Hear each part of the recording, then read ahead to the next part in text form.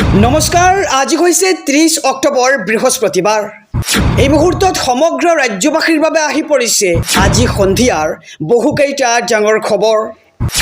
এই মুহূৰ্তত জনাইছোঁ আজিৰ প্ৰথমটো খবৰেই সমগ্ৰ ৰাজ্যবাসীৰ বাবে এটি ডাঙৰ খবৰ, বিগ ব্ৰেকিং নিউজ। কাইলৈ হৈছে 31 অক্টোবৰ আৰু কাইলৈৰ দিনটোতেই শুভ মুক্তি পাব জুবিন গাৰ্গৰ সপোনৰ চলচ্চিত্ৰ ৰৈ ৰৈ বিনালে। এই মুহূৰ্তৰ খবৰ জনাইছোঁ সমগ্ৰ ৰাজ্যবাসীক এটি ডাঙৰ খবৰ। অসমৰ লগতে দেশৰ ভিন্ন প্ৰান্তত অগণন গুণমুগ্ধৰ অপেক্ষা ছবিখনলৈ মাজত মাত্ৰ কেইটামান ঘণ্টা। ইতিমধ্যে অগ্ৰিম বুকিঙত হাউচফুল হৈছে কেইবাটাও চিত্ৰগৃহ। নতুন সময়ত প্ৰদৰ্শনীৰ আয়োজন কৰিবলৈ বাধ্য হৈছে চিনেমা হল কৰ্তৃপক্ষই আৰু ৰৈ ৰৈ বিনালেক লৈ সকলোৱে আশাৰে বাট চোৱাৰ সময়তে শোকাহত হৈ আছে জুবিন গাৰ্গৰ মৰমৰ পত্নী গৰিমা শইকীয়া গাৰ্গ। আৰু ছবিখন সম্পূৰ্ণকৈ চাবলৈ পাৰিবনে নোৱাৰে সেয়াও নিশ্চিত নহয় জুবিন গাৰ্গৰ পত্নী গৰিমা শইকীয়া গাৰ্গ। আৰু ছবিখন চাবলৈ সাহসেই গোটাব পৰা নাই ঈশ্বৰ পুত্ৰৰ জীৱন সংগিনীয়ে।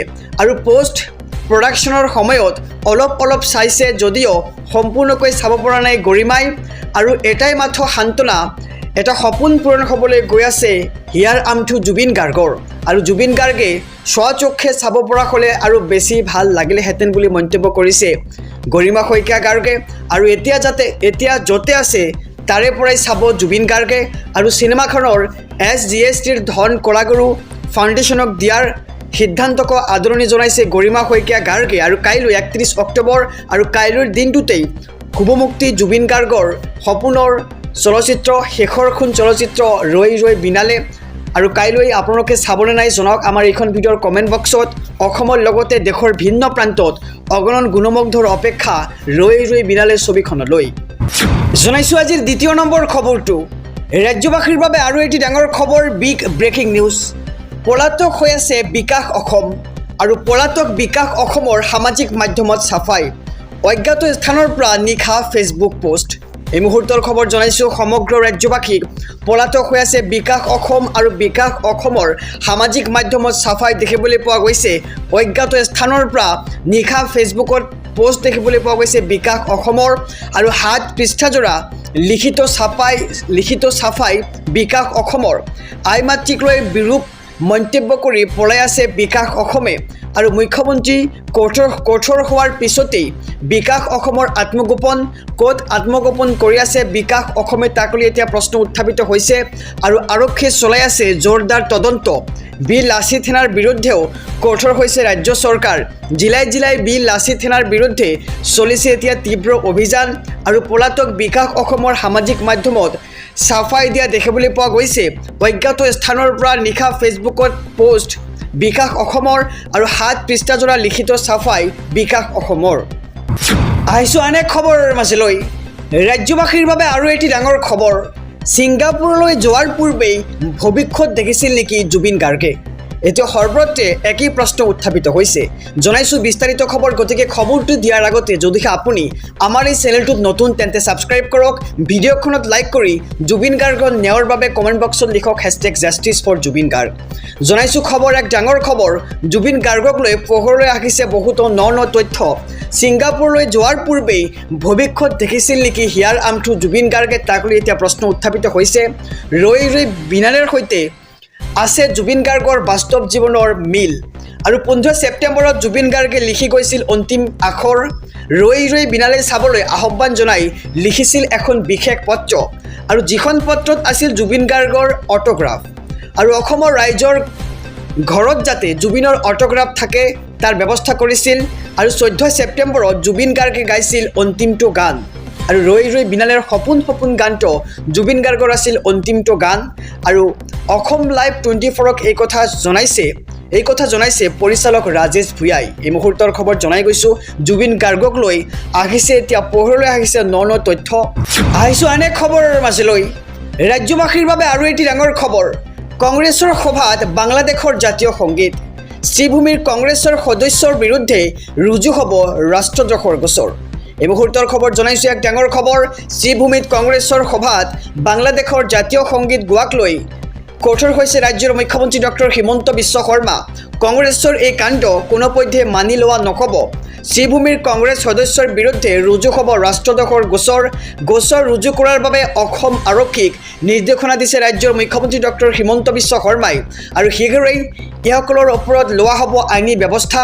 শ্ৰীভূমিত কংগ্ৰেছৰ সভাত বাংলাদেশৰ জাতীয় সংগীত গোৱাক লৈ কঠোৰ হৈছে ৰাজ্যৰ মুখ্যমন্ত্ৰী ডক্টৰ হিমন্ত বিশ্ব শৰ্মা আৰু কংগ্ৰেছৰ এই কাণ্ড কোনোপধ্যেই মানি লোৱা নহ'ব। শ্ৰীভূমিৰ কংগ্ৰেছ সদস্যৰ বিৰুদ্ধে ৰুজু হ'ব ৰাষ্ট্ৰদ্ৰোহৰ গোচৰ। আহিছোঁ আন এক খবৰৰ মাজলৈ। ইমুৰৰ পৰা সিমুৰলৈ চলিছে জোৰদাৰ অভিযান। বৰপেটাত বীৰ লাচিত সেনাৰ 3জন সদস্যক ইতিমধ্যে গ্ৰেপ্তাৰ কৰিছে অসম আৰক্ষীয়ে। এই মুহূৰ্তৰ খবৰ জনাই গৈছোঁ, ইমুৰৰ পৰা সিমুৰলৈ চলিছে জোৰদাৰ অভিযান। মুখ্যমন্ত্ৰীৰ নিৰ্দেশনাৰ পিছতেই কঠোৰ হৈছে প্ৰশাসন। বৰপেটাত বীৰ লাচিত সেনাৰ 3জন সদস্যক ইতিমধ্যে গ্ৰেপ্তাৰ কৰা হৈছে।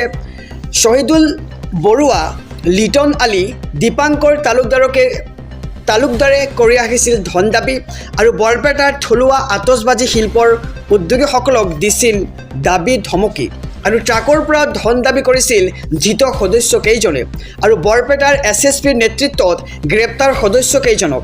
ইমূৰৰ পৰা সিমূৰলৈ চলিছে এতিয়া জোৰদাৰ অভিযান। মুখ্যমন্ত্ৰীৰ নিৰ্দেশনাৰ পিছতেই কঠোৰ হৈছে প্ৰশাসন আৰু বৰপেটাত বীৰ লাচিত সেনাৰ 3জন সদস্যক ইতিমধ্যে গ্ৰেপ্তাৰ কৰা হৈছে। সমগ্ৰ ৰাজ্যবাসীৰ বাবে এটি ডাঙৰ খবৰ, বিগ ব্ৰেকিং নিউজ। ৰৈ বিনালে ছবিৰ GST ঘূৰাই দিব চৰকাৰে। কলাগুৰু আৰ্টিষ্ট ফাউণ্ডেশ্যনক উভতাই দিব GSTৰ ধন। এই মুহূৰ্তৰ খবৰ জনাইছোঁ, এটি ডাঙৰ খবৰ। জুবিন গাৰ্গৰ সপোনৰ ছবি ৰৈ বিনালেক লৈ চৰকাৰৰ ডাঙৰ পদক্ষেপ। কোটি জুবিন অনুৰাগীৰ বাবে চৰকাৰে দিলে এক ভাল খবৰ। ৰৈ বিনালে ছবিৰ GST ঘূৰাই দিব চৰকাৰে। কলাগুৰু আৰ্টিষ্ট ফাউণ্ডেশ্যনক উভতাই দিব ৰৈ বিনালেৰ GSTৰ ধন আৰু অহা 31 তাৰিখে মুকলি হ'ব এই জুবিনৰ সপোনৰ ছবি ৰৈ বিনালে। আৰু আপুনিও চাব নেকি ৰৈ বিনালে? জনাওক আমাৰ ভিডিঅ'ৰ কমেণ্ট বক্সত।